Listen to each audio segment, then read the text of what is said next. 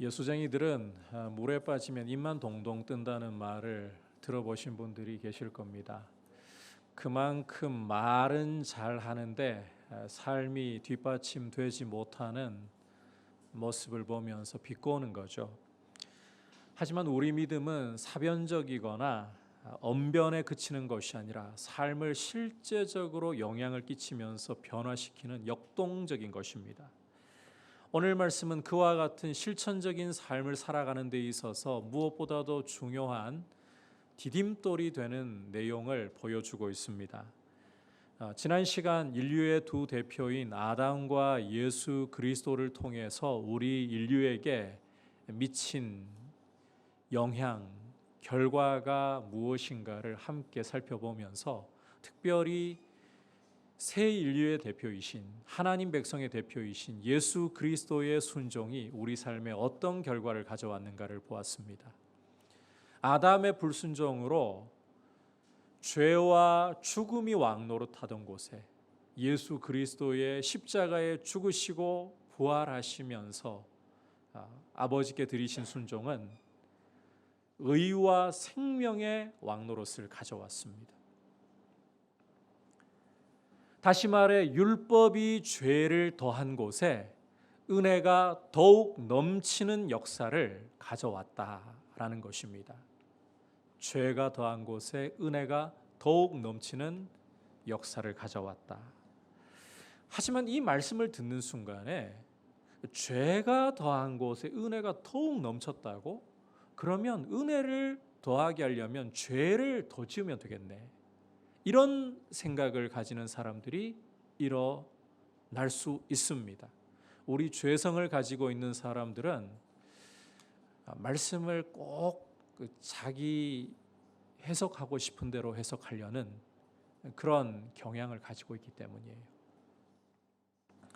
6장과 7장은 로마서 6장과 7장은 그런 논리로 말씀을 대하는 사람들에게 특별히 주시면서 이 두 장을 통해서 예수를 믿고 의롭다 하심을 얻은 사람이 이 축복을 삶에 실제적으로 어떻게 살아나가야 하는가, 거룩함에 대한 실제적인 말씀을 주고 있습니다. 성화의 기초에 대해서, 성화의 동기에 대해서 말씀을 주고 있다는 것입니다. 이제 함께 우리가 이 로마서 6장을 차근차근 살펴보면서 주시는 메시지를 귀 기울이도록 하겠습니다. 자, 성화의 첫 번째 동기, 성화의 첫 번째 동기는 그리스도와 연합하여 죄에 대해 죽고 죄의 종노릇에서 벗어났다는 것입니다. 여러분, 성화의 첫 번째 동기이자 기초는 우리가 예수와 연합하여서 죄에 대해서 죽고 죄의 종노릇에서 벗어났다는 사실에 있습니다. 함께 1절 말씀을 다시 보도록 하겠습니다. 시작. 그런즉 우리가 무슨 말을 하리요? 은혜를 더하게 하려고 죄에 거하겠느냐? 자, 함께 읽은 말씀에서 바울은 은혜를 더하게 하려고 죄를 짓겠다는 것이 과연 말이 되는 이야기냐? 이렇게 질문을 던지고 있습니다. 앞서 5장에서 죄가 더한 곳에 은혜가 더욱 넘쳤다, 이 말을 듣고서 분명히 그런 생각을 하는 사람이 일어난다는 거예요. 하지만 그런 논리는 그저 말씀을 곡해한 것에 지나지 않습니다. 2절과 3절을 우리 함께 읽어보겠습니다. 시작. 그럴 수 없느니라. 죄에 대하여 죽은 우리가 어찌 그 가운데 더 살리요? 무릇 그리스도 예수와 합하여 세례를 받은 우리는 그의 죽으심과 합하여 세례를 받은 줄을 알지 못하느냐. 사도 바울은 은혜를 더욱 넘치게 하려고 죄를 지어야겠다, 이런 생각에 대해서 단호하게 그럴 수 없느니라, 그런 생각은 있어서도 안 되고 있을 수도 없다, 완전히 못을 박아버립니다. 이런 생각에 대해서 우리는 말씀을 주관적으로 해석했구나, 자의적으로 해석했구나, 이걸 생각할 줄 알아야 돼요. 실제 로마서 5장의 문맥을 읽어보시면 사도 바울은 절대 죄에 대해서 방조한 일이 없습니다. 오히려 이 아담이 불순종으로 우리 인류에게 가져온 결과, 그게 죄와 사망의 왕노릇이잖아요. 이 불순종의 결과에 그리스도의 순종이 어떤 위대한 역사를 가져왔느냐. 이 모든 불순종의 결과를 뒤집어 버리고 오히려 의와 생명이 넘치게 했다. 이걸 강조하는 거예요. 죄를 절대로 방조하는 게 아니라는 것입니다.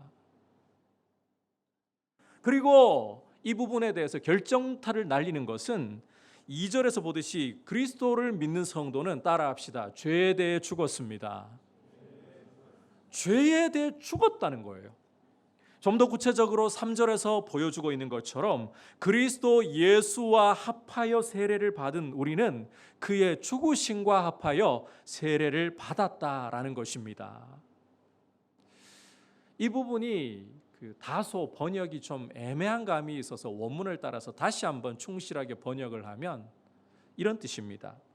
그리스도 예수와 연합하는 세례를 받은 우리는 그의 죽으심과 연합하는 세례를 받은 것이다. 다시 한번, 그리스도 예수와 연합하는 세례를 받은 우리는 그의 죽으심과 연합하는 세례를 받은 것이다. 그러니까 이 예수님을 믿고서 예수님의 이름으로 세례를 받는다는 것은 예수님과 내가 연합하는 사건, 하나가 되는 사건이라는 거예요. 비록 우리 눈에 가시적으로 드러나지 않지만 예수님을 믿는 순간에 우리는 영적으로 예수와 연합이 되는 거예요. 하나가 되는 거예요. 그 결과 예수님이 십자가에 못 박혀 죽으실 때에 나 자신도 십자가에 예수와 함께 못 박혀 죽었다는 것입니다. 죄 가운데 있고 하나님을 반역하던 내 옛사람이 예수와 함께 십자가에 못 박혀서 죽어버린 것입니다.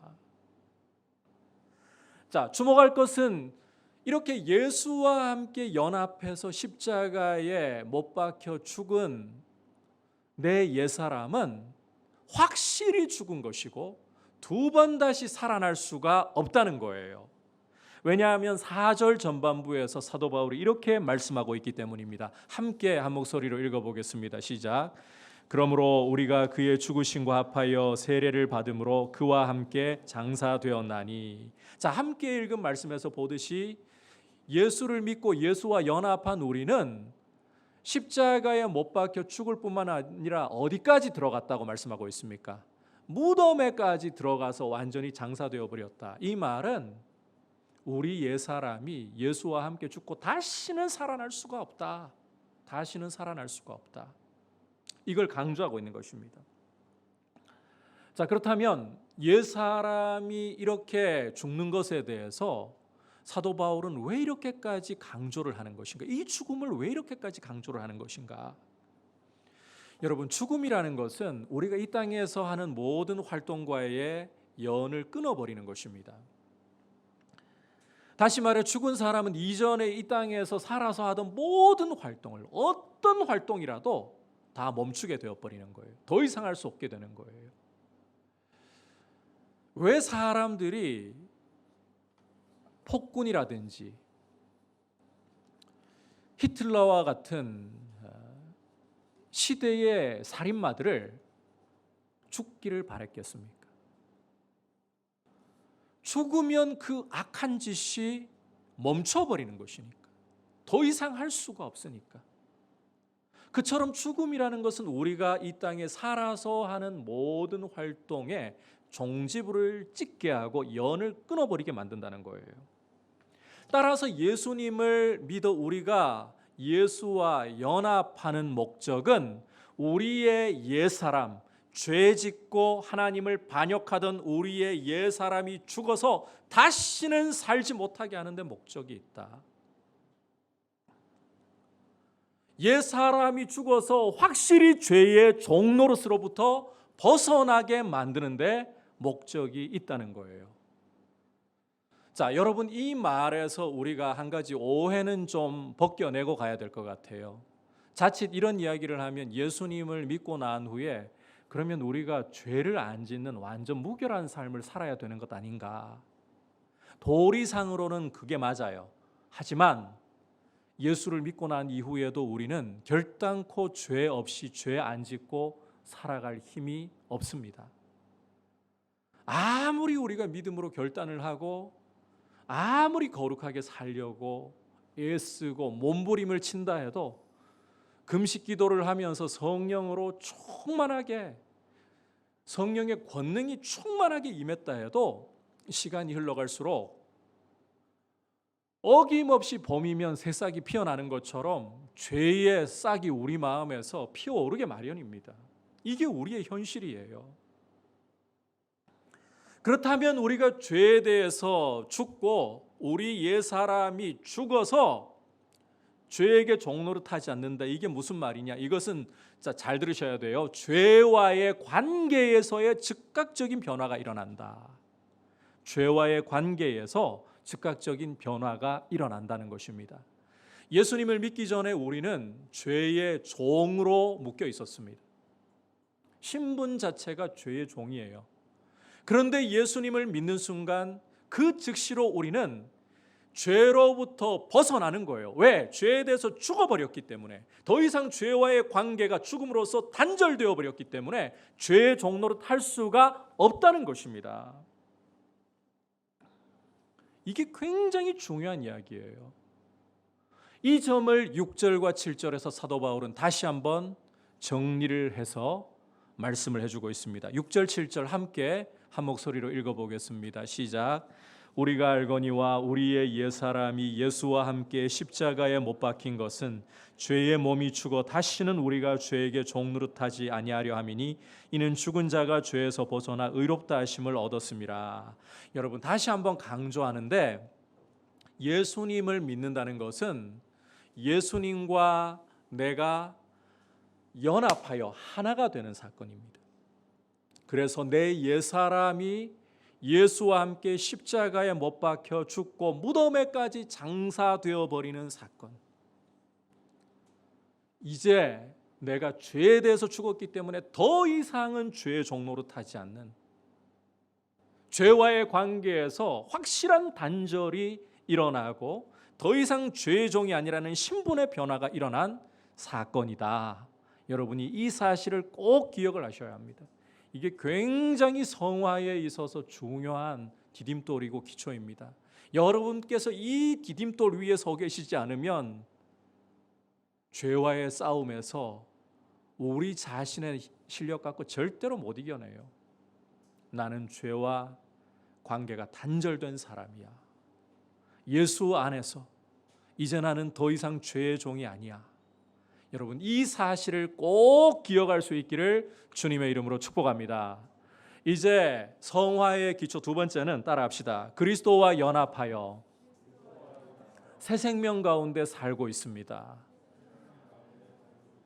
우리 성화에 있어서 참 중요한 두 번째 동기는 그리스도와 연합해서 내가 새 생명으로 살고 있다는 거예요. 우리 함께 4절과 5절 말씀을 읽도록 하겠습니다. 시작.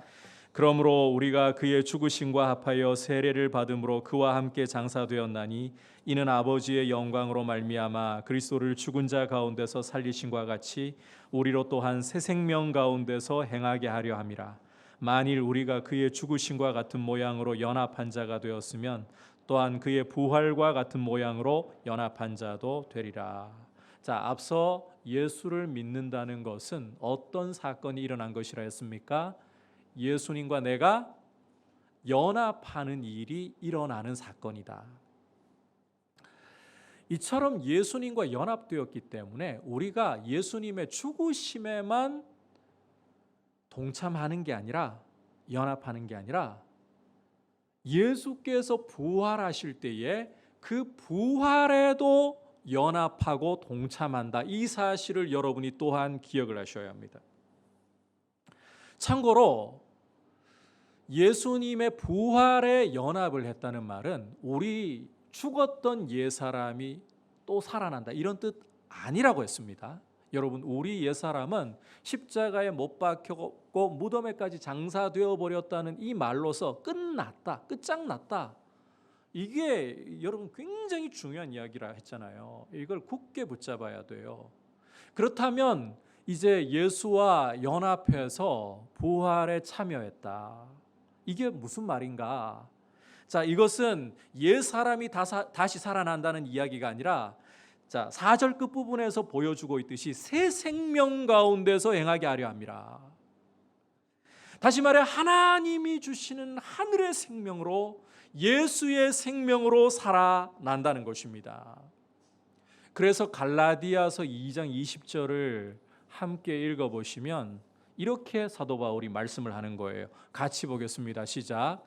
내가 그리스도와 함께 십자가에 못 박혔나니 그런즉 이제는 내가 사는 것이 아니요 오직 내 안에 그리스도께서 사시는 것이라. 자, 내가 예수와 함께 연합해서 십자가에 못 박혀 죽음으로써, 여기에 말씀에는 없지만 그리고 그리스도의 부활에 연합함으로써 이제는 내 안에 내가 사는 것이 아니라 누가? 예수 그리스도께서 사시는 것이라. 예수를 믿는 우리 안에는 그리스도의 생명이 심겨졌습니다. 그리스도의 생명으로 그리스도께서 사시는 것입니다. 고린도후서 5장 17절은 또한 이렇게 말씀을 하고 있습니다. 함께 읽어보겠습니다. 시작. 그런즉 누구든지 그리스도 안에 있으면 새로운 피조물이라. 이전 것은 지나갔으니 보라 새 것이 되었도다. 자, 그리스도 안에 있으면, 그리스도를 믿으면 어떤 존재라고요? 새로운 피조물이라. 이전 것은 다 지나갔고 이제는 새 것이 되었다. 이렇게 예수님과 연합한 성도는 옛 사람은 죽고 예수의 생명이 우리 안에 심겨져서 새 생명으로 사는 새로운 피조물이 되었습니다. 예수 믿는 순간에 즉각 이 변화가 일어났습니다. 다시 말해서 하나님의 자녀가 되고 하나님의 영광의 나라를 상속하는 하나님의 백성이 되었다는 말인 거예요.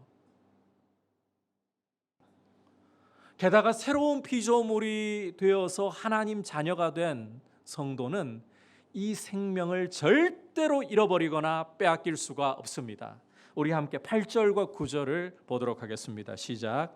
만일 우리가 그리스도와 함께 죽었으면 또한 그와 함께 살 줄을 믿노니 이는 그리스도께서 죽은 자 가운데서 살아나셨음에 다시 죽지 아니하시고 사망이 다시 그를 주장하지 못할 줄을 알미로다. 자, 여러분, 부활하신 그리스도께 일어나는 일 가운데에 절대 이루어질 수 없는 것 무엇이라고 말씀하고 있습니까? 다시는 죽으실 수가 없다. 사망이 다시는 그를 주장할 수가 없다. 우리 주 예수 그리스도는 죽음을 죽이시고 부활하신 거예요. 죽음이 절대로 그리스도를 다시 주장할 수가 없어요. 그렇다면 믿음으로 예수와 연합되어 예수의 생명을 받은 성도에게 죽음이 그 생명을 주장하며 앗아갈 수가 있다? 절대로 없다는 것입니다. 우리 안에 성령으로 말미암아 심겨진 이 하늘의 생명은 절대로 누구도 빼앗아갈 수 없고 절대로 잃어버릴 수도 없는 것입니다. 따라서 우리 주님은 요한복음 6장 37절에서 이런 말씀을 하신 겁니다. 같이 읽어보겠습니다. 아버지께서 내게 주시는 자는 다 내게로 올 것이요 내게 오는 자는 내가 결코 내쫓지 아니하리라. 주님도 쫓아내지 않으십니다. 결코 내쫓지 아니하리라.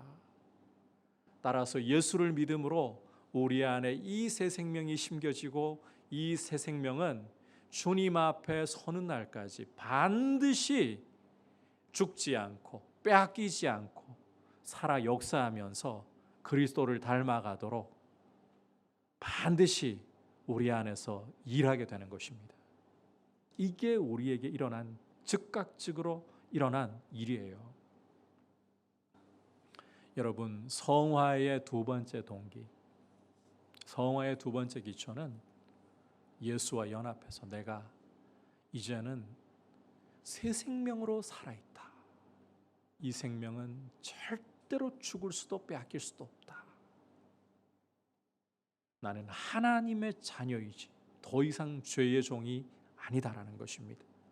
이 기초 위에 여러분의 생각이 머물러 있고 이 기초 위에 단단히 서 계시기를 축복합니다. 그래서 이제 성화의 기초 세 번째는 따라합시다. 죄에 대해 죽은 자요, 하나님께 대해 살아있는 자로 여기는 것입니다.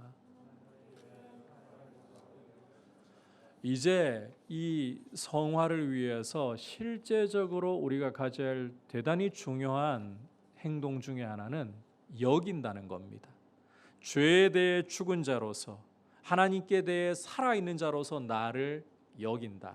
이 여긴다는 동사가 굉장히 중요합니다. 함께 10절과 11절 말씀을 읽도록 하겠습니다.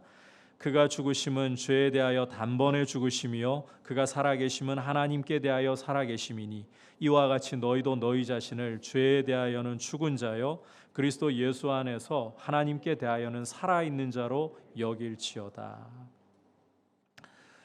우리 주님의 죽으심이 죄에 대해서 단번에 죽으심이라고 말씀을 하고 있죠. 우리 주님이 이 땅에 성육신하여 갓난 아기로 나신 순간부터 십자가에 못 박혀 죽으시기까지 우리 주님의 이 지상에서의 생애 전부는 오직 한 곳을 바라보고 있었습니다. 십자가였습니다. 이 사실을 잘 보여주는 한 예를 여러분들께 좀 말씀을 드리고 싶어요. 가이사랴 빌립보에서 우리 주님은 제자들에게 사람들이 나를 누구로 아느냐, 그러자 사람들이 엘리야라고도 하고 예레미야라고도 하고 죽었던 세례 요한이 살아난 것이라고도 합니다. 주님은 다시 제자들에게 물으셨어요. 너희는 나를 누구로 아느냐? 그때 시몬 베드로가 주는 그리스도시요 살아계신 하나님의 아들이시니이다. 이 말씀을 들으시고 주님은 크게 기뻐하시면서 바요나 시몬아 내가 복이 있다. 이것을 너에게 알게 하니는 혈육이 아니라 하늘에 계신 내 아버지시다. 내가 이 반석 위에 내 교회를 세우리니 음부의 권세가 결코 이기지 못하리라. 그리고 난 후에 주님은 비로소 당신이 예루살렘에 올라가셔서 대제사장들과 서기관들의 손에 넘겨져서 고난받고 죽임당하실 것을 말씀하기 시작하셨습니다.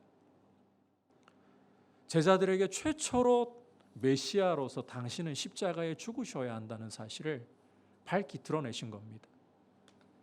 그런데 이 말을 듣자마자 시몬 베드로가 어떻게 반응을 하느냐? 주님을 붙들고서요 항변하기를 주께 절대 이런 일이 일어나서는 안 됩니다.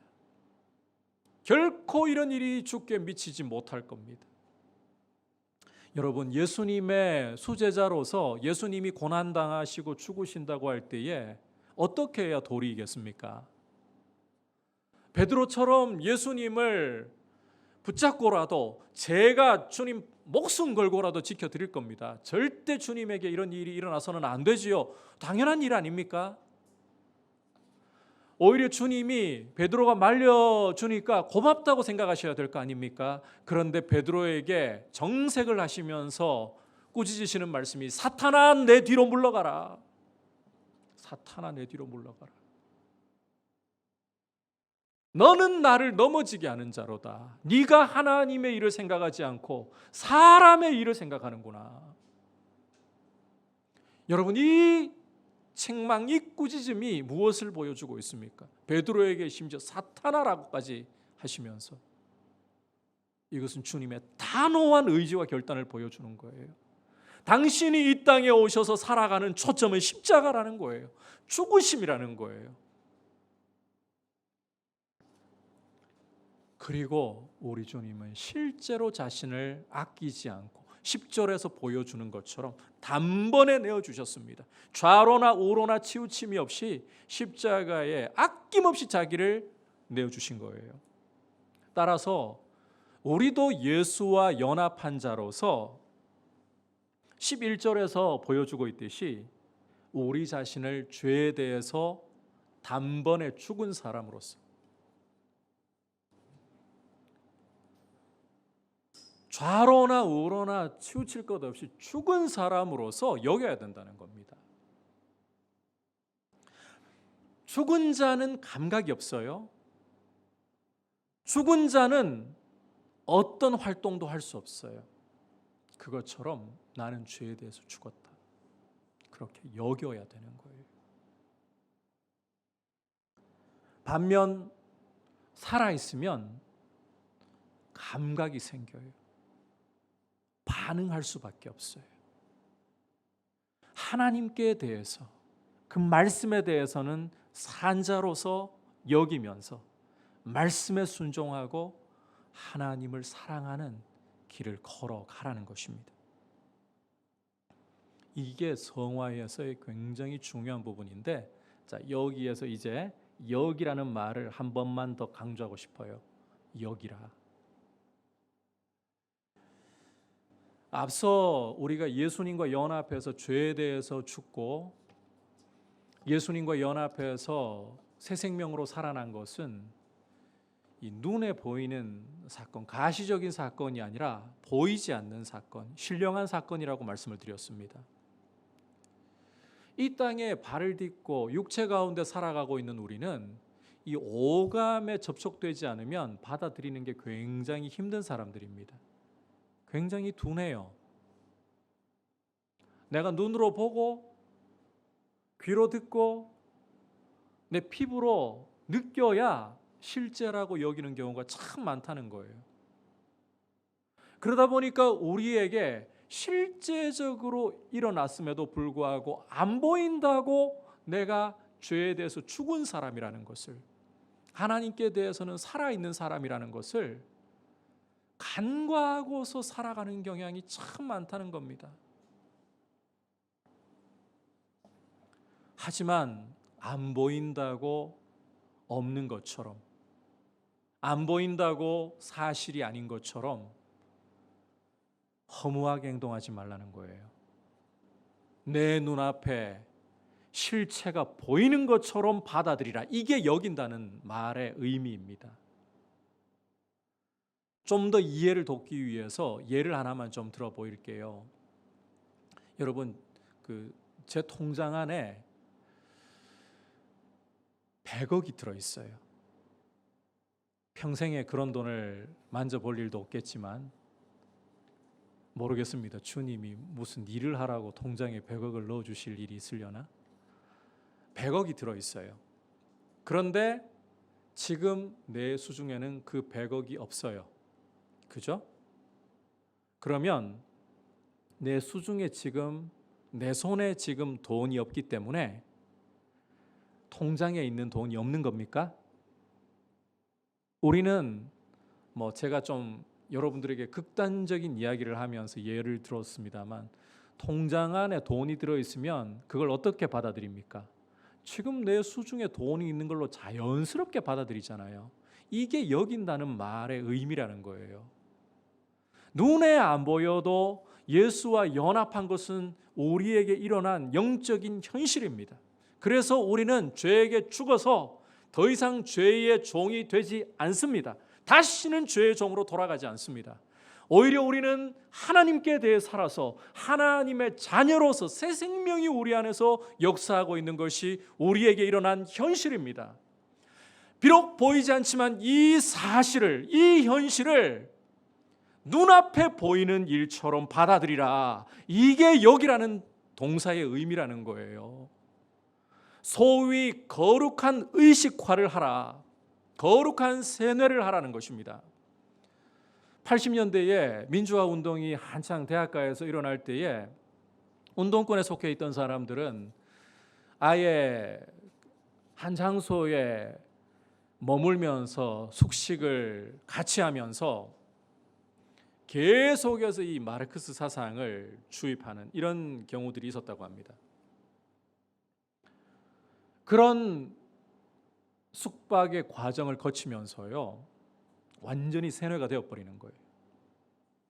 이걸 의식화라고 불러요. 우리 그리스도인들은 가짜에 의식화되어서는 안 돼요. 세속의 사상에 의식화가 되어서는 안 돼요. 돈 없으면 인생을 행복하게 살 수 없어.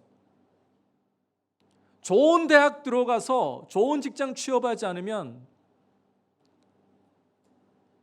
인생 제대로 편하게 못 살아. 일면 맞는 말일 수도 있지만 하지만 이건 틀렸어요. 이런 세속의 사상에 물들지 말라는 거예요. 그런 걸로 의식화되지 말고 예수를 믿고 교회에 오면 다 죽어가던 사람도 낫게 되고 망해가던 사업도 무조건 일어나게 되고, 물론 그런 경우도 있습니다. 하나님이 그렇게 일으켜 주시는 경우도 있습니다. 그런데 안 그런 경우가 더 많은 걸 어떻게 합니까? 복음은 그렇게 이 땅에서 썩어질 것을 위해 목숨 걸도록 우리에게 말씀하지 않는데 어떡합니까? 그럼에도 불구하고 우리는 이런 세속주의의 의식화가 되어버리는 경우가 너무 많아요. 우리가 거룩한 삶을 이 땅에 살아가고 성화를 이루기 위해서는 우리에게 일어난 이 영적인 사실로 의식화가 되어야 되는 거예요. 여러분, 내가 누구인가를 생각하십시오. 나는 예수와 함께 십자가에 죽어서 이제 죄 짓고 하나님을 반역하던 옛사람은 다시는 없다. 이제 나는 죄의 노예가 아니다.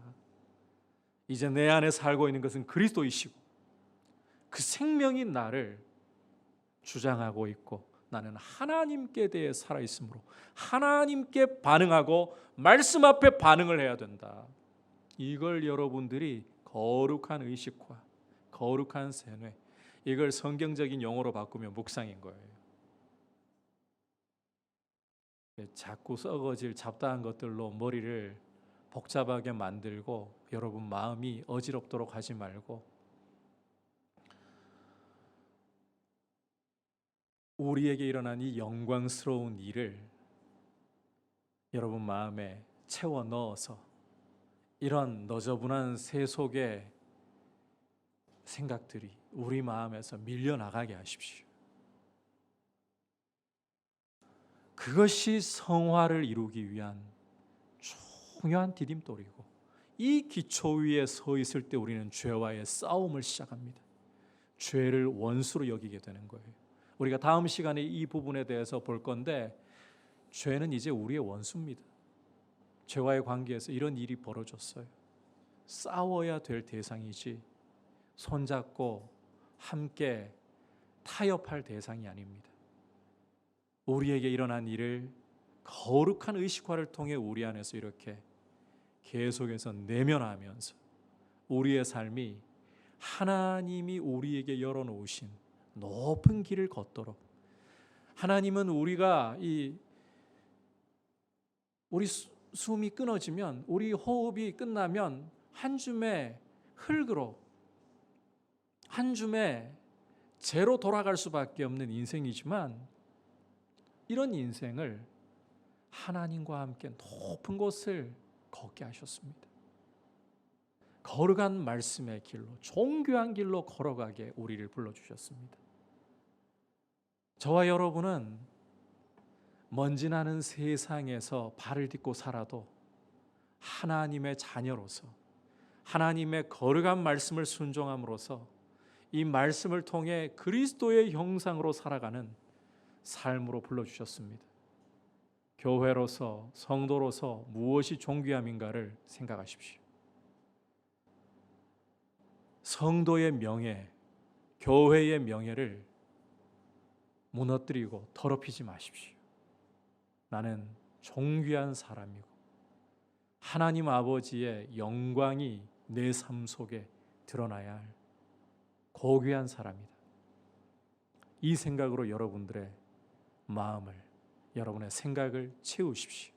그리고 이제 주님 앞에 서서 또 넘어질 수 있습니다. 아무리 몸부림쳐도 죄악의 싹은 우리 마음에서 피어오릅니다. 그러나 그것에 낙심하지 말고 그것에 좌절하지 말고 이 땅에 살았던 어떤 고귀한 성도도 이 과정을 피할 수 없었습니다. 그것이 우리 마음에서 피어날 때마다 죄의 싹이 피어오를 때마다 우리는 십자가 앞에 나아가 이것이 나의 모습이고 주님, 그러하기에 나는 주님이 필요합니다. 다시 일어나 순종하려고 하십시오. 그게 중요해요. 약한 게 주님 앞에 문제가 아니에요. 성령으로 도우시기 때문에, 말씀으로 도우시기 때문에 약함을 주님은 탓하지 않으십니다. 그런 줄 알고 택하셨습니다. 여러분의 연약함을 문제 삼아서 주님이 여러분을 택하셨다면 약한 게 보일 때마다서 자꾸 버림받아야 돼요. 그러나 우리 약한 줄 알고 택하셨어요. 이런 약한 자로, 이런 형편없는 자로 고귀한 삶을, 높은 곳을 딛게 하시는 것이 우리 주님의 목적이에요. 그래서 주님을 기쁘시게 한다면 약함 때문에 주저앉지 말고 십자가 붙들고 일어나 순종으로 고귀한 걸음을 내딛겠다. 이게 성화의 너무너무 중요한 동기이고 기초입니다. 여러분, 이런 모습으로 주님 앞에 여러분을 고귀하게 드리면서 또 우리가 이 격려로 서로를 격려하면서 함께 이 세파 가운데에서 거룩함을 이루어 나갈 수 있기를 주님의 이름으로 축복합니다.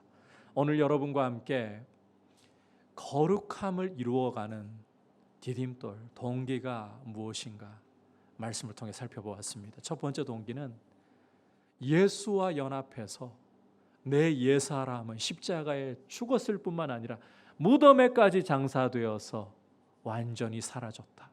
나는 죄로부터 자유하고 더 이상 죄의 종이 아니다. 두 번째로 예수와 연합해서 나는 이제 새 생명으로 그리스도께서 내 안에 살고 계시고 하나님께 대해 살아있다. 하나님의 자녀이다. 장차 영광의 나라를 상속받을 사람이다. 그리고 이 사실을, 죄에 대해 죽고 나는 하나님께 대해 산 자라는 사실을 거룩한 의식화를 통해, 묵상을 통해 내 것으로 만들면서 앞으로 나아간, 이게 중요한 우리의 성화의 동기이다. 이거 기억하시고 함께 이 길을 가시길 축복합니다. 우리 말씀을 생각하면서 주보혈 날 정결케 하고 같이 고백드리겠습니다.